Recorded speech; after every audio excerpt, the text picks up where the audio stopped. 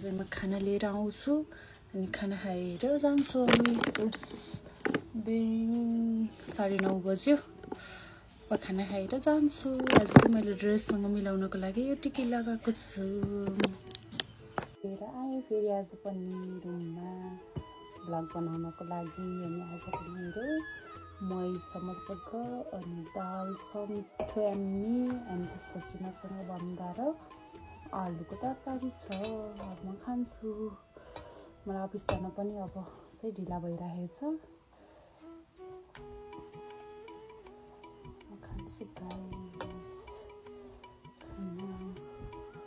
आमाले पकाउनु भएको चाहिँ एकदम मिठो हुन्छ। खाइहास्।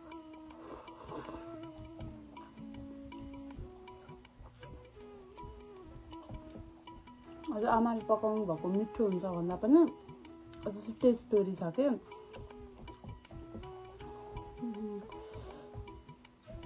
आमाले मात्रै पकाएको मिठो हुन्छ कि हाम्रो घरमा।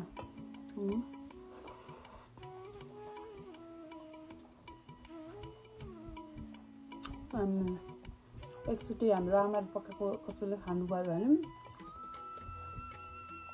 कसम चाहिँ बानी पर्नुहुन्छ।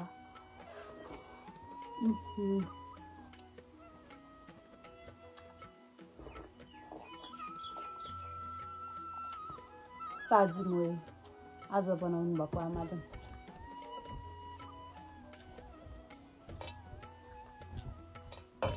अनि दुध चाहिँ म खानासँग खाँदिनँ।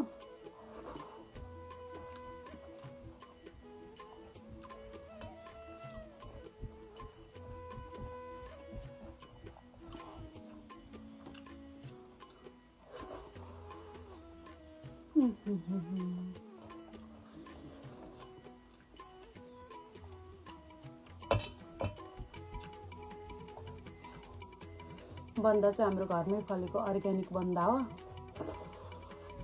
त्यस्तो दामी छ दामी।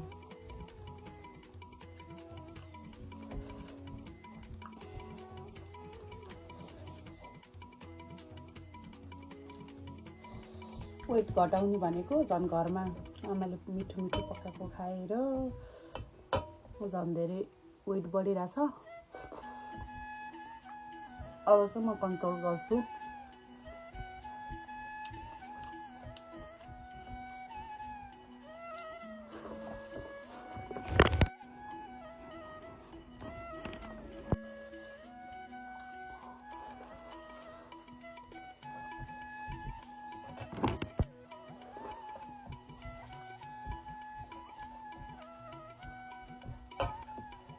दामी दाल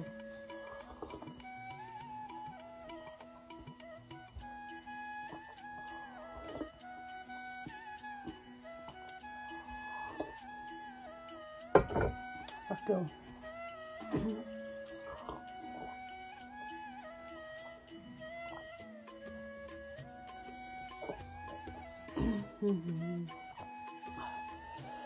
सक्यो।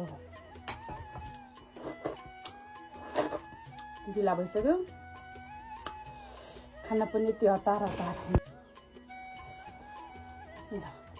अब चाहिँ म ड्रेस लाएर अफिस जान्छु।